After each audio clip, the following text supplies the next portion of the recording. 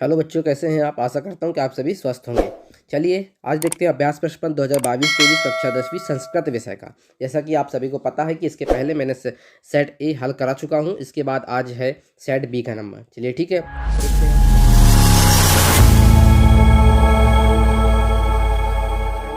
प्रश्न, उचित विकल्प चित्वा लिखत। पहला है वागीश इतस्मिन पदे संधि अस्ति। तो वागीश में कौन सी संधि है, तो हम देखेंगे कौन सी संधि है। वाग धन ईस बराबर व्यंजन संधि। ठीक, इसके बाद आता है अगला मनोरथा इतस्मिन पदे संधि अस्ति। तो मनोरथा में कौन सी संधि है, तो इसमें है विसर्ग संधि। ठीक, इसके बाद आता है विद्या लय इतस्मिन पदे संधि विच्छेद अस्ति। तो कौन सी संधि है, विद्याधन आलय। तो इसमें क्या होगा, विद्यालय। इसके बाद आता चौथा द्वंद्व समास उदाहरण अस्ति। तो इसका द्वंद्व समास का उदाहरण क्या होगा, क्या होगा, हरि हरे। क्या होगा, हरि हरे। इसके बाद आता है पांचवा पंचरात्रम इतस्मिन पदे समास खालिस्तान अस्ति। तो कौन सी होगी, इसमें द्विगु समास होगी। इसके बाद आता है छठवा प्रतिदिनम इति पदस्य समास विग्रह अस्ति। तो इसका क्या आएगा, पहला वाला दिनम दिनम। ठीक, इसके बाद आता है प्रश्न नंबर 2 कोष्टकात चित्वा रिक्त स्थान पूरा। तो कोष्टक में दिए हुए शब्दों से हमको क्या करना है, रिक्त स्थानों की पूर्ति करना है। पहला दिया है सुलभ इति पदस्य विलोम खालिस्तान अस्ति। तो इसका होगा दुर्लभ। इसके बाद आता है दूसरा मूर्खा इति पदस्य विलोम खालिस्तान अस्ति। तो इसका आएगा पंडितः।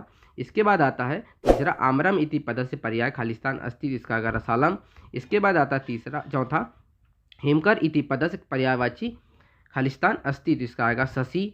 इसके बाद आता है पांचवा विद्या माता खालिस्तान रक्षति। तो इसमें आएगा यू। इसके बाद आता है खालिस्तान समय सदुपयोग करणी। तो इसका आएगा सदा।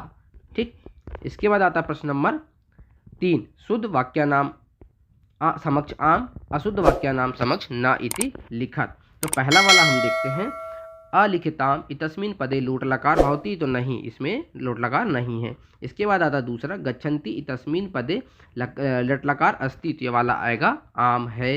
इसके बाद आएगा तीसरा पठेयु इतस्मिन पदे लोट लकार अस्ति। तो ये वाला भी नहीं है। इसके बाद आता है चौथा पठतु इतस्मिन पदे लोट लकार भवति। तो इसका आएगा आम। इसके बाद आएगा पांचवा उपकरोतिम इतस्मिन पदे उपसर्ग अस्ति। तो ये वाला भी आएगा सही, मतलब आम। इसके बाद आता छठवा संकल्पा इतस्मिन पदे सम उपसर्ग अस्ति। तो ये वाला भी आएगा आम। चलिए देखिए, इसके बाद आता प्रश्न नंबर 4 पहला पठनी इतस्मिन पदे का प्रत्यय अस्ति। तो इसमें कौन सा प्रत्यय है, तो आप देख सकते हैं इसमें अनियर प्रत्यय है। इसके बाद आता है दूसरा कतवा पदस्य एकम उदाहरण लिखत खाली। तो क्या होगा, इसका एक उदाहरण कतवा से बनाना है। तो हम देख लेते हैं पठितवा। इसके बाद आता है तीसरा हसितुम इतस्मिन पदे प्रत्यय अस्ति। तो इस हसितुम में कौन सा प्रत्यय लगा है, तो देखिए कौन सा लगा हुआ है, तो मूल प्रत्यय लगा है। इसके बाद आता चौथा का पिपासिता मिश्रयते। तो इसमें आएगा चातकः। ठीक, इसके बाद देखते हैं छठवा पिता पुत्रे बल्ये किम यच्छति। तो क्या है, विद्या धनम। आप यहाँ पे देख सकते हैं। ठीक, प्रश्न नंबर 5 उचित युग्मेलन कुरुत। तो इसमें देखिए सही जोड़ी हमें बनाना था। तो सबसे पहला देखें रामेण, क्या दिया है, रामेण। तो रामेण में क्या है, तृतीया विभक्ति, रामः रामम रामेण। तो पहला क्या हो जाएगा, ये वाला हो जाएगा। ठीक, उसके बाद हरिम। तो क्या दिया है, हरिम। तो हरिम में कौन सी, हरि हरिम। तो इसमें द्वितीय विभक्ति है। ठीक, इसके बाद हो जाएगा पित्रो पित्रोह। तो ये क्या क्या जाएगा, तीसरे का षष्ठी विभक्ति। तो पितरों में क्या है, षष्ठी विभक्ति है। इसके बाद आता है चौथा मई। तो मई में कौन सी विभक्ति है, सप्तमी विभक्ति है। तो यह जाएगा चौथे का आंसर। ठीक, इसके बाद आता है पांचवा चतुरा काका पदे विशेषणम खालिस्तान। तो इसमें क्या आएगा, पांचवे में चतुर। ठीक, इसके बाद आता है मधुराणी गीतानी पदे खालिस्तान विशेष्यम। तो इसमें क्या आएगा, गीतानी। ठीक, 6 नंबर का है ये भी। ठीक, आप देख सकते हैं इसको भी। चलिए इसके बाद देखते हैं प्रश्न नंबर 6 सरस सौभाग्येन भवति। तो इसके देखिए प्रश्न नंबर 6 और प्रश्न नंबर 6 का अथवा, प्रश्न नंबर 7 और प्रश्न नंबर 7 का अथवा, प्रश्न नंबर 8 और प्रश्न नंबर 8 का अथवा, प्रश्न नंबर 9 उसी का अथवा, प्रश्न नंबर 10 उसी का अथवा। आपको देखिए अब इसके बाद आपको स्लाइड प्रस्तुत हो रही होंगी, आपको 1 बाई 1 क्वेश्चनों के आंसर दिखाई दे रहे होंगे। आप देख सकते हैं वीडियो को, और वीडियो को रोक कर भी आप स्क्रीनशॉट ले सकते हैं या आप आंसरों को पढ़ सकते हैं।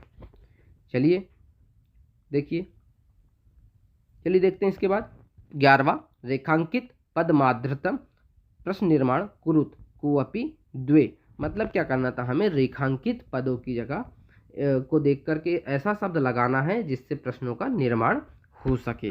तो पहले देखिए यहाँ पे तो पहली बात तो इसमें क्या नहीं दिया हुआ है, अंडरलाइन यानी रेखांकित नहीं किया है। तो चलिए हम पहले रेखांकित कर लेते हैं। पहले में रेखांकित करेंगे हम चेता में, ठीक, ये देखिए। इसके बाद दूसरे में कर लेंगे हम यहाँ पे अनभेव्य में, ठीक। इसके बाद हम कर लेंगे मनुष्यात में। तो ये जो शब्द थे यहाँ पे हमें बदलना था। तो पहले वाले में क्या जाता, चेता की जगह कहा जाता, ठीक।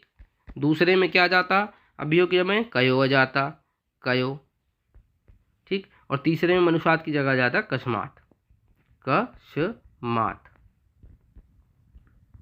ठीक। इसके बाद देखिए प्रश्न नंबर 12, अधोलिखितानि वाक्यानि का काम प्रति कथयति। तो आप इसको भी देख सकते हैं किसने किससे कहा। देखिए यहाँ पे दिखाई दे रहा होगा आपको आंसर, ठीक है। कौन सा वाक्य किसने किससे कहा ये आपको उसके ऊपर दिखाई दे रहा होगा, ठीक। इसके बाद आते हैं प्रश्न नंबर 13, अधोलिखितेषु अशुद्ध वाक्यानां कुअपि द्वयं वाक्यम शुद्ध कुरुत। मतलब कि कोई अब दो वाक्य को क्या करना था, जो अशुद्ध दिए हुए उसे शुद्ध करना है। तो ठीक, तो आप देख सकते हैं सर्कल लगा हुआ है, वह वाक्य गलत है। उस वाक्य की जगह कौन सा वाक्य आएगा वो आपको बाजू में दिखा रहा है, जैसा का वैसा फिर पूरा वाक्य रहेगा, ठीक। देख लीजिए। इसके बाद आता है प्रश्न नंबर 14, अधोलिखितेषु वाक्यानां कुअपि द्वयं वाच्य परिवर्तन कुरुत। मतलब कि हमें इसमें वाच्य में परिवर्तन, पहला वाला सोहना पुस्तकम पठति, इसको काय में कन्वर्ट करना था, कर्म वाच्य में बदल करना। दूसरा वाला है सोहनेन गृहम गम्यते, मतलब इसको कर्तरी वाच्य में करना है। और तीसरा है राधा हस्यति, तो इसको क्या करना है, कर्म वाच्य में बदलना है। तो पहला वाला आ जाएगा पुस्तका पठ्यते, ठीक है। पठति की जगह हो जाएगा पुस्तके, पुस्तकम की जगह पुस्तके, और पठति की जगह पठ्यते, ठीक। इसके बाद आता है सोहनेन गृहम गम्यते, तो गम्यते की जगह जाएगा गच्छति।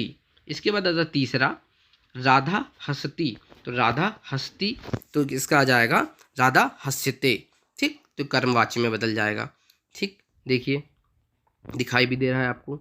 इसके बाद आता है प्रश्न नंबर 15, रिक्त स्थान की पूर्ति करना है, और जो ऊपर दिए हुए शब्द हैं उन्हीं में से आपको पूर्ति करना है।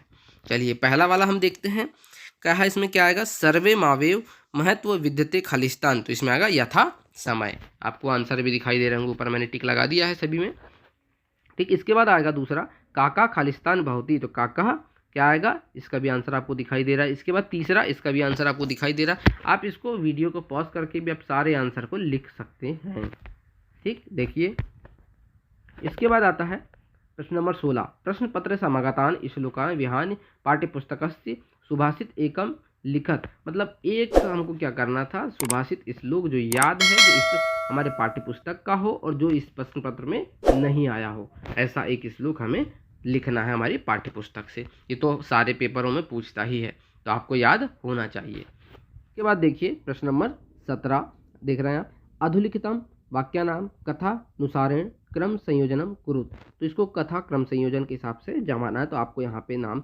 नंबर वाइज नंबर मैंने डाल दिया है, आपको डिस्प्ले भी हो रहा होगा, ठीक। इसके बाद चलते हैं हम प्रश्न नंबर 18, अधोलिखितम गद्यांश पठित्वा प्रश्नानाम उत्तराणी संस्कृत। मतलब हमें इस गद्यांश को क्या करना है, पढ़ना है, और यहाँ पे जो 3 क्वेश्चन दिए, पहला दूसरा और ये तीसरा, इसके आंसर हमें देना है। तो पहला है दुखानाम मूल कारणम किम, तो क्या है दुख का मूल कारण, अज्ञानम, तो इसका आएगा पहला का आंसर अज्ञानम, क्या होगा, अज्ञानम, ठीक। इसके बाद आएगा, ये होगा पहला। इसके बाद आता दूसरा, समाजे अनेके विकारा कथम जानते, तो इसका क्या आएगा, ये वाला आ जाएगा, देखिए अज्ञानतम न समाजे नाना विकारणम जन्म भवति, ठीक। समाज में अज्ञानता ही कई प्रकार के विकारों को जन्म देती है, ठीक। इसके बाद आएगा तीसरा, के उपद्रवा असमान पीड़यंती, तो इसका भी आपको नीचे दिखाई दे रहा है ये, ठीक। आप यहाँ से देख सकते हैं, ठीक। इसके बाद आता है अथवा, अथवा में भी यही करना है, 3 प्रश्न दिए हैं, इसके हमें आंसर इस गद्यांश को पढ़ के देना है। तो पहला है देखिए, सुरभि केशाम जन्नी अस्ति, तो सुरभि केशाम जन्नी अस्ति, तो आपको ये देखिए यहाँ पे दिया हुआ है, ठीक।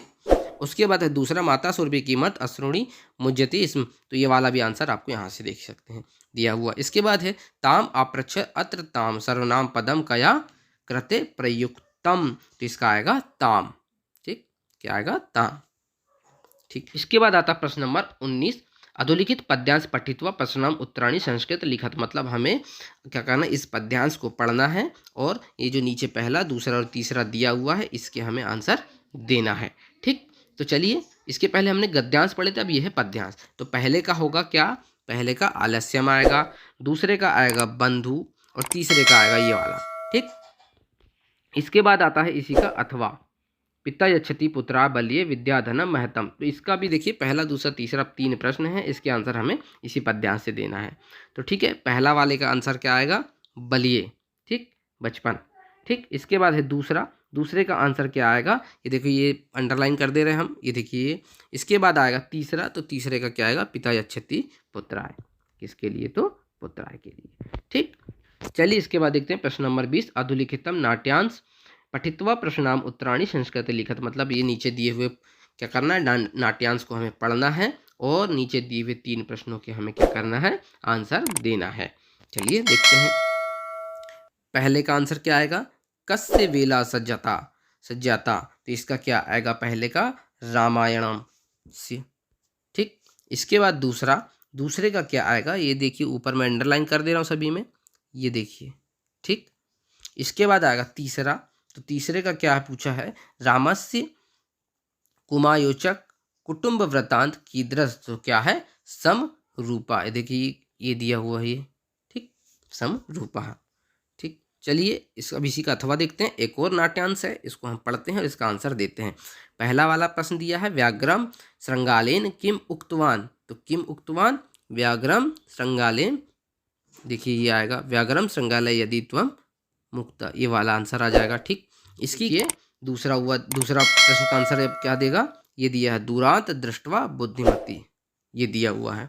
ठीक, इसके बाद आएगा कि तीसरा, यात्रास्ते सा ध्रुता तत्र गम्यताम केन कथितः, तो क्या आएगा, किसने कहा, जम्बूकहा ने किया। इसके बाद देखेंगे प्रश्न नंबर 21, अधोलिखितम अपठित गद्यांश समय पठित्वा प्रश्नाम उत्तराणि संस्कृत लिखत, मतलब इस गद्यांश को हमें पढ़ना है और 4 प्रश्न दिए हुए, 4 नंबर का है ये, 4 प्रश्न दिए हुए हैं, उन 4 प्रश्नों के हमें यहीं से आंसर देना है। ठीक, चलिए पहला वाला देखते हैं क्या पूछा, जन्मभूमि कस्मात गरिष्यसि, तो क्या आएगा, इसमें कस्मात की जगह क्या जाएगा, स्वर्गात, क्या जाएगा, स्वर्गात। ठीक, इसी के बाद दूसरा दिया है, माता भूमि इति का कथयति, तो इसमें क्या आएगा बताइए आप, दूसरे में ये आएगा, देखिए वैदिक ऋषि कथयति, ये आएगा, प्रदायिनी से लेकर यहाँ तक कथयति तक आएगा। ठीक, इसके बाद आएगा तीसरा, अस्य गद्यांश से सार लिखत, तो इस गद्यांश का सार क्या है, तो इस गद्यांश का सार क्या है, जननी जन्मभूमि स्वर्गदपि गरिष्यसि, ये दिया हुआ है जी, आप देख सकते हैं। इसके बाद आएगा चौथा, स्वर्गात शब्द का विभक्ति अस्ति, तो इसमें कौन सी विभक्ति है, तो पंचमी विभक्ति है, कौन सी विभक्ति है, पंचमी विभक्ति है। ठीक, इसी के अथवा में एक और दिया हुआ है, देखिए गद्यांश है, इसको भी हमें पढ़ना है और क्या करना है, नीचे चारों के आंसर हमें देना है। तो पहला वाला क्या आएगा, उपयुक्त गद्यांश उचित शीर्षक लिखा, तो इस गद्यांश का उचित शीर्षक क्या है, तो व्यायाम, क्या है, व्यायाम। ठीक, इसके बाद है दूसरा, स्वस्थ बुद्धि कुत्र वसति, तो स्वस्थ बुद्धि किसमें रहती है, तो स्वस्थ शरीर में, किसमें, स्वस्थ शरीरे। ठीक, ये दिया हुआ है। इसके बाद आएगा तीसरा, का एव निरोगः, तो का एव निरोगः, तो मनुष्यः, तो ठीक है, क्या है, मनुष्यः। ठीक, इसके बाद चौथा, भवन्ति पदे का धातु अस्ति, तो इसमें क्या धातु है, भू धातु है, क्या धातु है, भू धातु है, जिसका क्या रूप चलता है, भाव रूप चलता है। ठीक, इसके बाद आता प्रश्न नंबर 22, स्वप्रचारस्य कृते अवकाश प्रार्थना पत्रम संस्कृत भाषा में लिखत, मतलब संस्कृत भाषा में अपने प्रचार को अवकाश के लिए प्रार्थना पत्र लिखना है। ठीक है, तो आप प्रार्थना पत्र लिख सकते हैं, आपको पता है। ठीक, इसकी के अथवा में क्या था, मित्राय स्वाध्याय वर्ण एकम पत्रम संस्कृत भाषा लिखम, मतलब कि ये दिया था कि अपने एक मित्र को अध्ययन के बारे में, अपनी आपकी पढ़ाई के बारे में एक वर्णन लिखना था कि आपकी पढ़ाई कैसी चल रही है। ठीक, आप इसको संस्कृत भाषा में लिख सकते हैं। 4 नंबर का क्वेश्चन है, ये ज़्यादा आसान, ऊपर वाला है अवकाश पत्रम। इसके बाद आता है प्रश्न नंबर 23, अधोलिखितेषु एकम विषय स्वीकृतम संस्कृत भाषा निबंध लिखत, मतलब कि महाकवि कालिदास, सदाचार, संस्कृत भाषा महत्वम और छात्र जीवनम, इसमें क्या करना था हमें, एक कोई भी विषय पर हमें निबंध लिखना है जो संस्कृत भाषा का महत्तम बहुत आसान है, और एक महाकवि महाकवि कालिदास भी बहुत आसान है। आप स्लाइड में डिस्प्ले हो रहा है, देख भी सकते हैं। चलिए, आशा करता हूँ कि आप सभी को वीडियो अच्छी लगी होगी। अगर वीडियो आप सभी को पसंद आती है तो वीडियो को लाइक करें, शेयर करें, और चैनल पर नए हैं तो चैनल को सब्सक्राइब करें। मिलते हैं नेक्स्ट वीडियो में नेक्स्ट टॉपिक के साथ। जय हिंद, जय भारत।